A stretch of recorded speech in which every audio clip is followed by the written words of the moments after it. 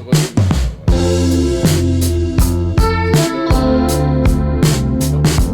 C'est Serge qui va nous apporter la parole de Dieu aujourd'hui. Et on le remercie beaucoup d'être venu pour l'église de Saint-Lô et pour l'église de Bayeux. Hein, donc c'est un privilège que nous avons de l'avoir avec nous ce matin.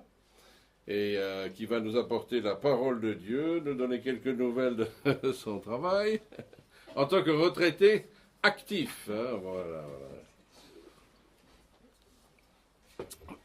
Viens, Serge.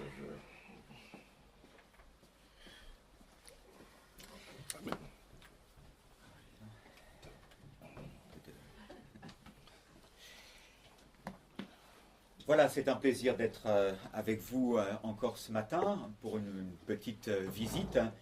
Donc pour ceux qui ne nous connaissent pas, Serge et Marie-Christine Gou, après un ministère de 4 décennies en région parisienne, nous avons pris la retraite. Donc vous le savez, tous ceux qui sont en retraité le savent, ça veut dire qu'on ne fait plus rien du tout et qu'on passe son temps à se reposer. Toutefois, c'est toujours un privilège que de pouvoir apporter la parole de Dieu ici et là. Et puis, ça fait quelques fois maintenant ici à Bayeux, donc c'est bien aussi de commencer à reconnaître quelques visages comme nous le faisons dans différentes églises. Alors ici, c'est l'église archéologique. Hein. À chaque fois que je rentre ici, je vois il y a des panneaux, il y a tout un tas de choses. J'ai même cru voir un morceau de la vraie croix. Mais non, peut-être pas. Mais tu as vu la couronne d'épines quand même. Voilà, oui. Et puis j'ai vu Clément d'Alexandrie ce matin. Donc tout ça, c'est vraiment dans la même tonalité. Et donc c'est un plaisir de se retrouver ici. Nous sommes attachés à l'église de Longjumeau, donc en banlieue sud de Paris. Donc une grande église comme on trouve en région parisienne, avec beaucoup d'enfants, beaucoup d'activités, un pasteur qui commence aussi à penser à la retraite alors qu'il est tout jeune, 62 ans. Mais voilà, c'est comme ça, les choses changent et évoluent. Nous pensons aussi souvent à l'église de Bayeux, maintenant en rapport avec Saint-Lô, puisque Saint-Lô, comme vous le savez, est dans une phase toute particulière avec la vente des locaux de l'église au profit de la mission. Donc nous pensons à Bayeux, à votre besoin d'étendre les cordages de votre tente et nous vous souhaitons la réussite dans ce projet. Et ça va réussir, simplement on aimerait des fois que ce soit un petit peu plus rapide. Donc voilà, tout ça pour vous dire que c'est un bonheur d'être ici et de pouvoir ouvrir la Bible avec vous pour lire 2 versets, tout simplement, mais il y a à dire sur ces 2 versets et la thématique qui les entoure. Le premier se trouve dans la première épître de Jean, donc juste avant le livre de l'Apocalypse. Vous avez les épîtres de Jean et puis Jude aussi. Mais donc, première épître de Jean, chapitre 2, verset 1. Un verset dont j'espère qu'on le connaît bien, même si on le relit ensemble.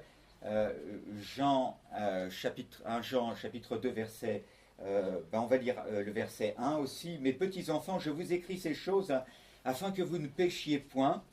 Et si quelqu'un a péché, nous avons un avocat auprès du Père, Jésus-Christ le juste. » Donc 1 Jean 2, 1. Et puis, dans l'évangile, cette fois-ci, selon Jean, au chapitre 16, je voudrais juste lire un verset encore. Donc, Jean 16, verset 7, c'est le Seigneur Jésus qui parle et qui dit « Cependant, je vous dis la vérité, il vous est avantageux que je m'en aille, car si je ne m'en vais pas, le Consolateur, dans la version seconde, nouvelle édition de Genève, le Consolateur ne viendra pas vers vous. Mais si je m'en vais, je vous l'enverrai. » Alors avec ces 2 versets bibliques, je veux vous dire quelques mots ce matin sur un thème qui vous intriguera peut-être. En tout cas, il a intrigué les personnes de Saint-Lô à qui j'ai annoncé la thématique du message de ce matin. J'ai intitulé mon message « J'ai 2 avocats ». J'ai 2 avocats. Parce que nous venons en effet de lire deux passages bibliques dans lesquels on trouve un petit mot grec. Alors, je vais le citer, même si ce n'est pas le plus important, tout le monde n'est pas familier du grec. Un petit mot grec, le mot grec parakletos dans l'original, mot qu'il convient de traduire selon le dictionnaire grec-français du Nouveau Testament, celui qui est appelé à côté, avocat, défenseur, intercesseur, consolateur. Vous voyez que ce n'est pas toujours facile la traduction biblique, comme la traduction des autres langues. Moi, je suis toujours impressionné par les gens qui disent, voilà, ce mot se traduit comme ça. En fait, quand vous allez voir dans le dictionnaire, c'est beaucoup plus compliqué. Mais donc, parakletos, dans les deux versets que nous venons de lire, donc celui qui est appelé à côté, avocat, défenseur, intercesseur, consolateur. Nous avons commencé par lire 1 Jean 2:1 parce que ce texte est le plus connu des deux et que le mot avocat se trouve dans la traduction second. Mes chers enfants, je vous écris ceci afin que vous ne péchiez pas. Si toutefois il arrivait à quelqu'un de commettre un péché, nous avons un avocat auprès du Père, Jésus-Christ le juge. Alors qu'en revanche, dans Jean chapitre 16, verset 7, le mot francisé paraclet, qu'on trouve quelquefois dans certaines versions de la Bible, a souvent été traduit par consolateur. Si je ne m'en vais pas, le consolateur ne viendra pas. Si bien que nous ne pensons pas au Saint-Esprit lorsqu'on évoque ce terme d'avocat. Mais c'est aussi ce même mot qui est employé dans l'original. C'est bien le même mot parakletos. Alors rassurez-vous, le message ne va pas être compliqué, bien au contraire. Simplement, j'aimerais poser la question, pourquoi ces deux parakletos, ces deux avocats, pourquoi faire et en quoi ont-ils un ministère à la fois si semblable et différent? Dans un des textes, c'est le Seigneur Jésus qui est notre avocat et dans l'autre texte, on nous envoie un consolateur ou un avocat, c'est le Saint-Esprit qui est l'avocat. J'aimerais ce matin dire d'abord quelques mots sur les avocats en général. Ensuite, dans un deuxième temps, j'aimerais parler du rôle précis de nos deux avocats, parce que c'est nous tous qui avons deux avocats si nous sommes en Christ. Et j'aimerais évoquer les incidences pratiques que cela revêt pour nos vies. D'abord, quelques mots sur les avocats en général. J'espère qu'il n'y a pas trop d'avocats dans notre salle ce matin, mais souvent, il est un fait que les avocats, ce sont des gens qu'on a un peu de mal à voir positivement. En tous les cas, je confesse être dans ce cas-là. Il a d'ailleurs fallu que je me souvienne d'un avocat très sympathique et enfant de Dieu de surcroît pour modérer un peu le propos de mon message. Parce qu'il faut le reconnaître, la profession d'avocat a quand même de nombreuses tâches, et les plus célèbres des avocats sont d'ailleurs parfois les pires. J'ai pensé par exemple à ce fameux avocat décédé en 2013, Maître Vergès. Je ne sais pas si vous vous souvenez de lui. Je n'aurais pas voulu lui faire un procès, c'est lui qui l'aurait gagné. Mais Maître Vergès avait intitulé lui-même son autobiographie, pardonnez le cru du titre, mais lui-même avait intitulé son autobiographie « Le salaud lumineux ». Et le mot le plus difficile à comprendre dans ce titre, c'était le mot lumineux. N'est-ce pas? Parce que, de fait, il faut se souvenir que l'homme se faisait un point d'honneur à défendre les pires individus. Maître Vergès, c'était l'avocat de Klaus Barbie, le nazi surnommé le boucher de Lyon. C'était l'avocat de Carlos, le terroriste. C'était l'avocat de Max Frérot, d'Action Directe. C'était l'avocat de Charles Sobrage, le tueur en série qui a défrayé la chronique, un homme horrible. Et Maître Vergès ne réussira pas à défendre Slobodan Milosevic ou Saddam Hussein pour des questions de procédure, mais il était en lice pour les défendre, n'est-ce pas? Il voulait le faire. Alors tous les avocats ne sont pas maître Vergès, hein, mais l'avocat, c'est vrai aussi que souvent dans la pensée des gens, c'est un peu quand même le mercenaire qui défend, oui, mais pour un gain, et il est notoire que si vous avez de l'argent, vous pouvez avoir le meilleur, sinon vous aurez le commis d'office. Si vous êtes célèbre, vous aurez un ténor du barreau, comme on les appelle, qui cherchera à se mettre en lumière à vos côtés. Mais si vous ne l'êtes pas, vous aurez peut-être bien du mal à trouver un défenseur. L'avocat, c'est encore souvent, même si pas toujours, vous savez, le séducteur qui doit vous emberlificoter avec son baratin. Et il n'est d'ailleurs pas anodin que beaucoup d'entre eux se lancent avec succès dans la politique.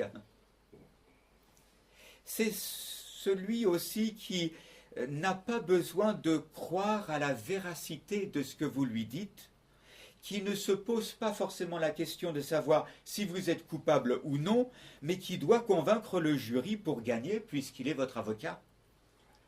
Bref, s'il y a quand même des avocats qui relèvent le niveau et vous réconcilient avec la profession, je parlais tout à l'heure de cet avocat chrétien qui doit avoir une rigoureuse éthique personnelle, professionnelle, c'est quand même une drôle d'image qu'emploie la Bible quand elle nous parle d'avocat pour nous. Entre parenthèses, j'ai parlé de maître Vergès au motif qu'il ne peut plus me faire de procès. Mais il n'y a pas à aller très loin pour trouver d'autres avocats célèbres qui sont encore en vie, qui sont un peu retors, mais chacun pensera à qui il veut. Après avoir parlé des avocats en général, j'aimerais en venir à notre thématique biblique, le rôle précis de nos deux avocats et les incidences pratiques que cela revêt pour notre vie de chrétiens. Nos deux avocats sont donc, d'après nos deux passages bibliques lus en introduction, le Seigneur Jésus, à qui nous pouvons aller lorsque nous avons péché, et l'Esprit Saint. Mais pour être tous les deux avocats, ils se distinguent pourtant l'un de l'autre en ce que leurs clients, si vous me pardonnez l'expression, et vous allez vite comprendre dans quel sens j'emploie ce mot, sont différents.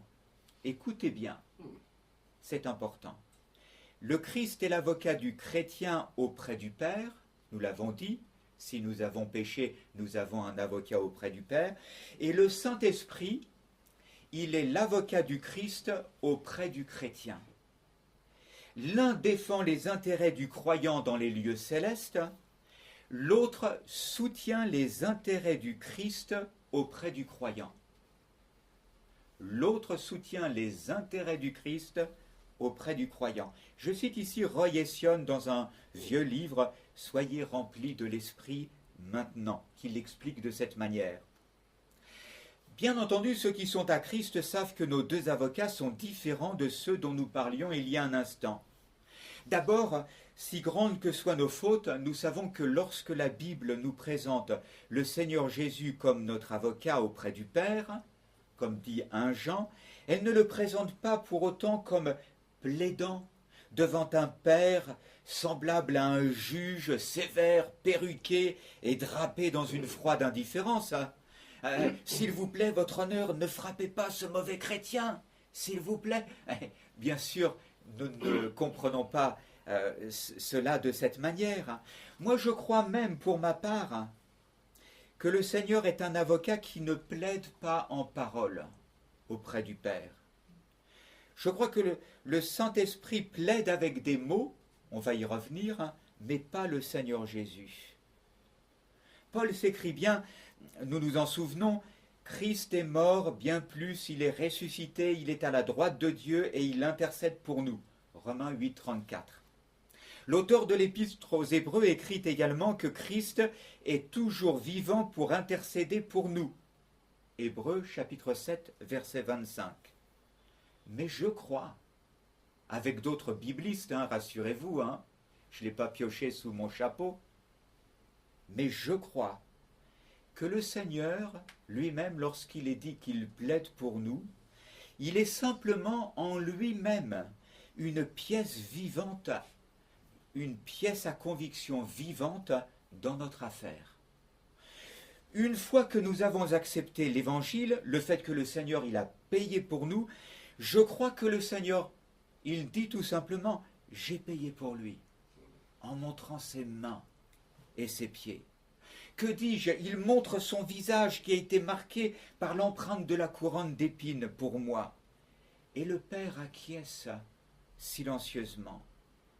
Je crois que le Seigneur Jésus se tient simplement devant le Père, qui se souvient que le Fils est descendu jusqu'à nous à sa demande pour nous sauver, et que désormais nos péchés sont aussi éloignés de nous que l'Orient l'est de l'Occident. Si vous avez un peu de mal à comprendre cela, l'idée que le Fils est simplement comme une pièce à conviction vivante, j'aimerais citer, vous savez, le livre du prophète Zacharie. Vous connaissez sans doute le livre du prophète Zacharie dans notre Ancien Testament. Dernier livre de l'Ancien Testament, c'est Malachie. Juste avant, il y a Zacharie. Vous connaissez peut-être cette histoire? Je rappelle le texte de Zacharie, chapitre 3. Au verset 1, il est écrit ceci. « Puis il me fit voir Josué, le grand prêtre, qui se tenait debout devant l'ange de l'Éternel. Et l'accusateur se tenait à sa droite pour l'accuser. L'Éternel dit à l'accusateur, que l'Éternel te réduise au silence, accusateur. Oui, que l'Éternel te réduise au silence, lui qui a choisi Jérusalem. Celui-ci n'est-il pas un tison arraché du feu? Verset 3. Or Josué était couvert d'habits très sales, et il se tenait devant l'ange. L'ange s'adressa à ceux qui se tenaient devant lui et leur ordonna « ôtez-lui ses vêtements sales ». Et il ajouta à l'adresse de Josué « Regarde, j'ai enlevé le poids de ta faute que tu portais, et l'on te revêtira d'habits de fête. » Alors je m'écriai qu'on lui mette un turban pur sur sa tête, et on lui posa donc le turban pur sur la tête, et on le revêtit d'autres habits. Nous voyons dans cette vision accordée à Zacharie dans l'Ancien Testament, Josué qui est là, accusé, qui a des vêtements sales, le Seigneur qui n'écoute même pas l'accusateur, n'est-ce pas? Il n'écoute même pas l'accusateur.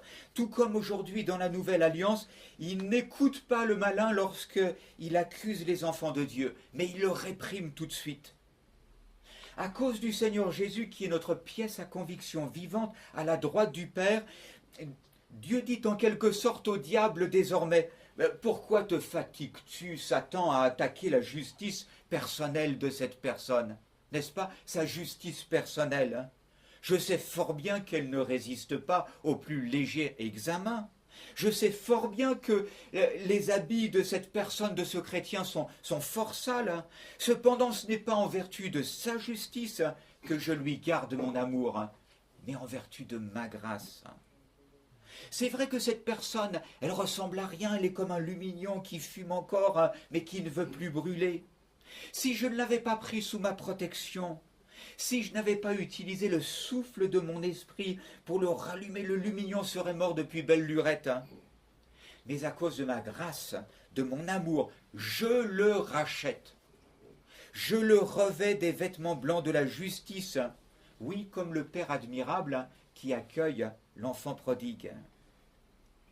Remarquez dans le texte de Zacharie 3, ce que je trouve formidable à chaque fois, c'est que l'accusateur, qui n'est autre que le diable, n'a pas le temps d'accuser dans ce récit.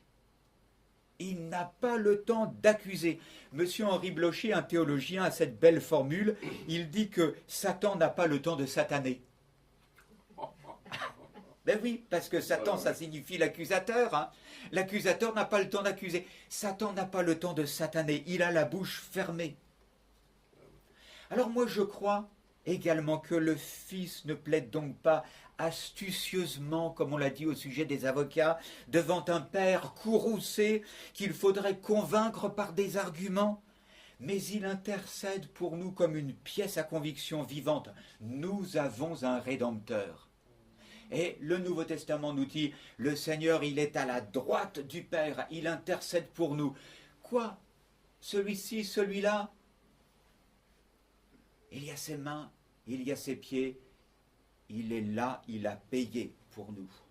Alors ça, c'est le premier avocat, celui de 1 Jean, chapitre 2, verset 1.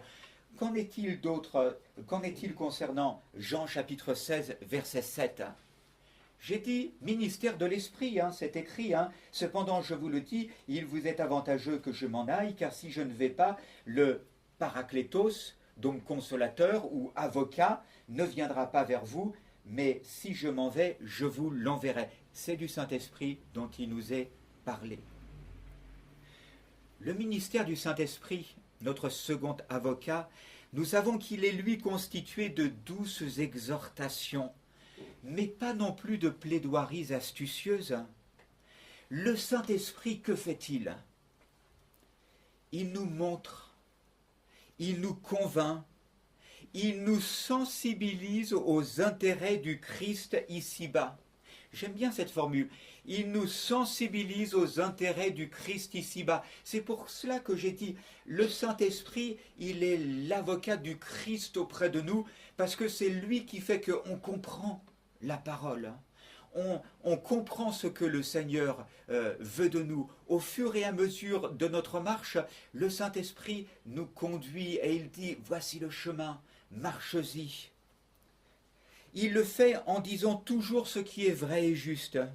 Il le fait d'ailleurs principalement par les Saintes Écritures, par la Bible. C'est d'abord et avant tout par les Saintes Écritures que l'Esprit Saint nous parle. Et si nous refusons de l'écouter, quand il nous parle sur notre chemin, dans notre lecture de la Bible, qui nous dit, voilà, c'est comme ça qu'un chrétien vit, voilà, c'est cela que tu devrais faire. Eh bien, si nous refusons de l'écouter, il ne nous forcera pas. Parce que notre décision personnelle a beaucoup trop de prix aux yeux de Dieu pour cela. Il ne nous convaincra pas, malgré nous, en utilisant des arguments spécieux. Voilà pourquoi nous devons rester dans une attitude d'écoute attentive. Nous ne devons pas attrister l'Esprit de Dieu, vous le savez, Éphésiens, mais nous laisser remplir de lui, de ces saintes directives qui viennent du livre de Dieu. Nous devons nous laisser conduire volontairement, sachant qu'il nous rappellera ce que Jésus a enseigné et qu'il nous conduira dans la vérité. Dans une méditation pour le nouveau catéchisme pour la cité, James Eli Hutchinson, qui est le directeur de l'Institut biblique belge, écrit ces quelques lignes riches d'enseignements. Je me permets de les citer. L'Esprit Saint est caractérisé par l'effacement.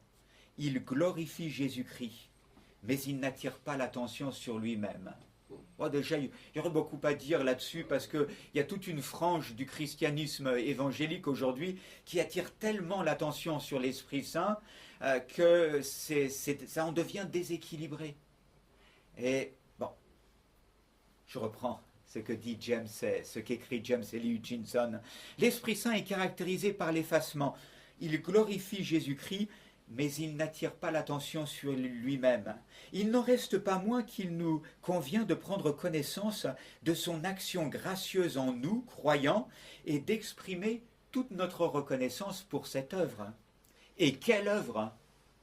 Il cite, qui nous permet d'être conscients de quelque réalité que ce soit dans le domaine spirituel, sinon le Saint-Esprit? C'est lui qui nous a ouvert le cœur au départ et qui continue à nous convaincre de notre péché et à illuminer les yeux de notre cœur.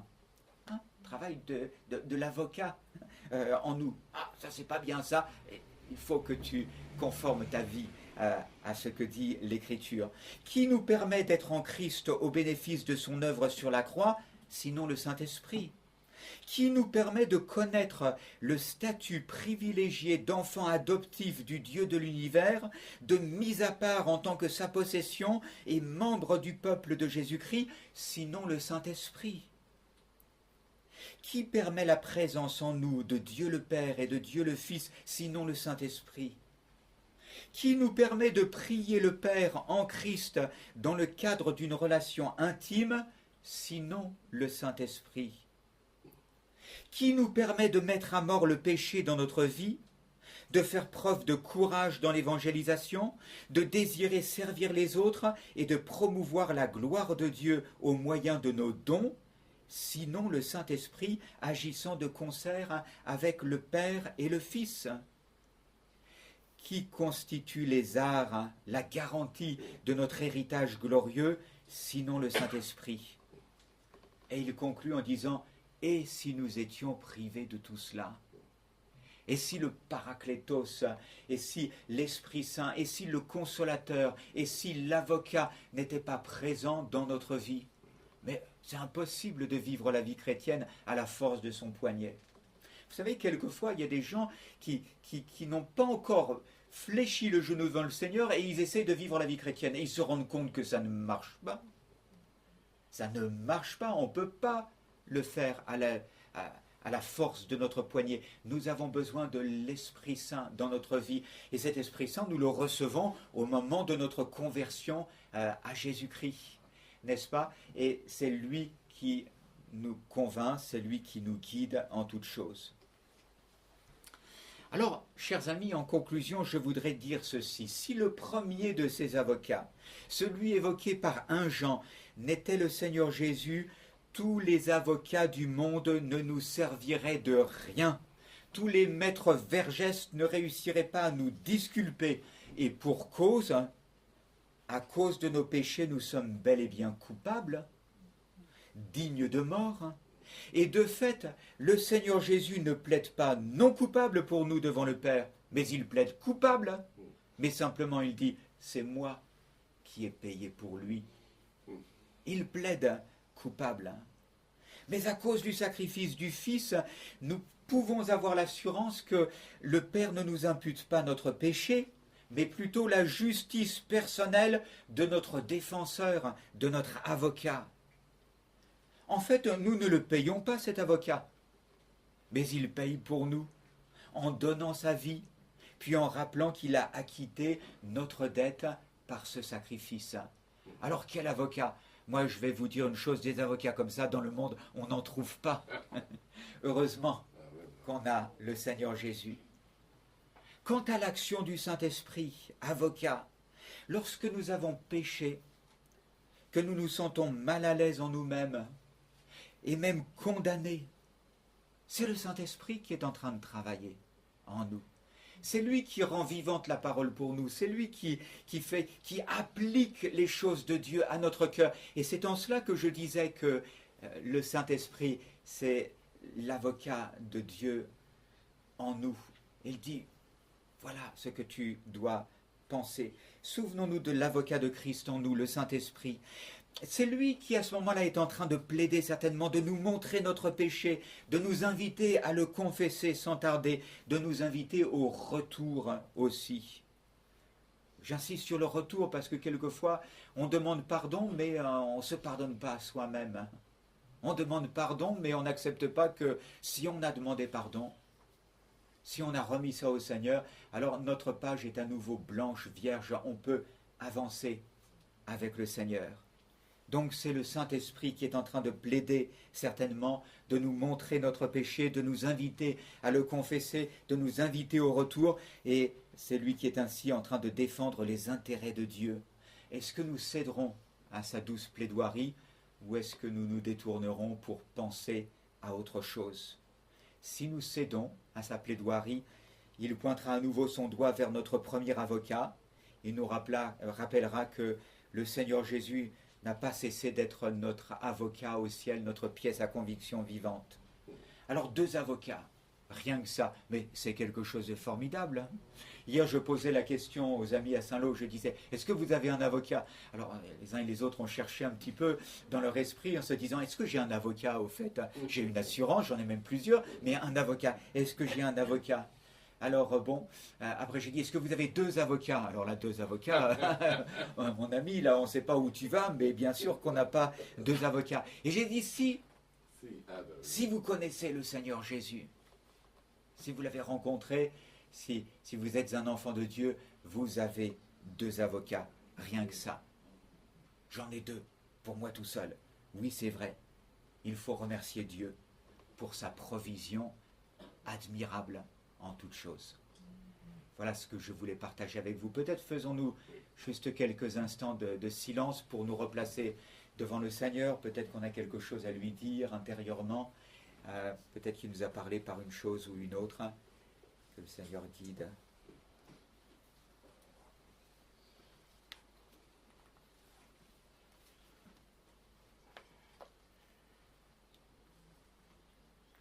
Seigneur, nous voulons te remercier pour ta parole, hein, pour la provision que tu nous donnes au fil des mois, des années, des décennies. Seigneur, quand nous marchons avec toi, tu as toujours une petite perle ici ou là, quelque chose peut-être et certainement que nous avons déjà entendu d'une manière ou d'une autre, mais tu la rappelles à notre esprit par l'intermédiaire de tels prédicateurs, de tels livres, de notre lecture de la Bible. Et Seigneur, tu continues de marcher devant nous, de nous accompagner. Tu ne nous as pas laissés orphelins. Nous savons que nous avons un avocat auprès du Père. Nous ne voulons pas en profiter pour vivre selon la chair. Mais Seigneur, nous savons que nous sommes encore tellement imparfaits.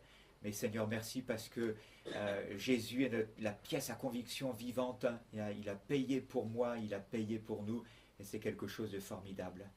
Et merci aussi, Seigneur, pour cet avocat qui est l'Esprit Saint, qui plaide pour que nous nous approprions la totalité de ce que disent les Saintes Écritures et pour que nous vivions en conformité avec notre statut d'enfant de Dieu. Seigneur, que nous puissions rester attentifs à ce que tu veux nous dire et tout sera bien. Alors, même si nous traversons des temps difficiles, Seigneur, nous ne sommes pas seuls, nous sommes accompagnés. Quelle glorieuse promesse nous trouvons dans ta parole. Merci pour celle-ci. Accompagne-nous encore dans toute cette semaine qui va venir et en toutes choses. Au nom du Seigneur Jésus, nous te prions. Amen. Merci de votre attention et que Dieu vous bénisse.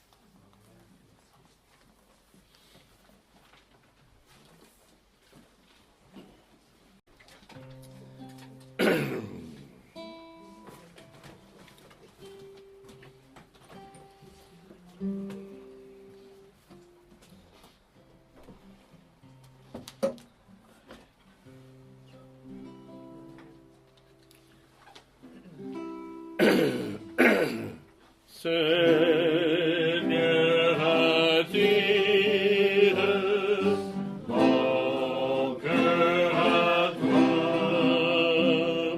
Je te désire tout près de moi. Ma délivrance dans le c'est ta présence, divin berger. C'est ta présence, divin berger. Par ta puissance, brise sous ma résistance à tout jamais. Courbe mon être, ma volonté, sois-en le maître, indiscuté. Sois-en le maître, indiscuté.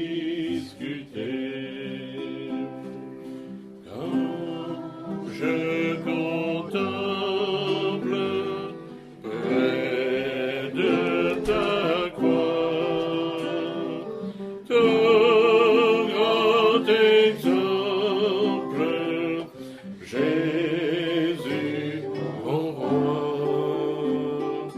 Mon cœur aspire à s'immoler, tant je désire te ressembler, tant je désire te ressembler. Oh, je m'élance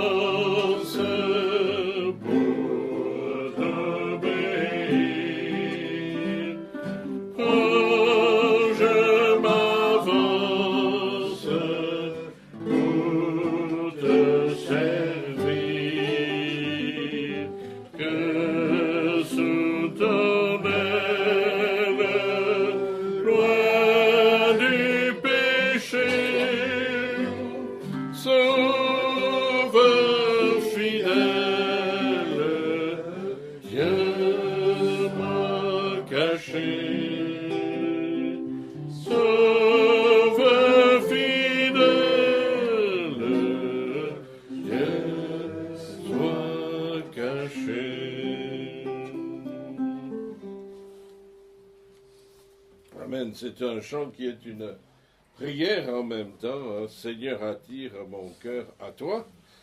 Et on a deux avocats pour nous enseigner, nous instruire et nous attirer justement à la rencontre du Seigneur. Bon, merci beaucoup Serge pour cette bénédiction et chacun d'être venu ce matin. Que le Seigneur vous bénisse et vous accompagne. Et je vous dis à mercredi et puis à dimanche et que le Seigneur vous accompagne. N'oubliez pas que c'est la dernière occasion pour distribuer les calendriers. Il en reste très peu, mais si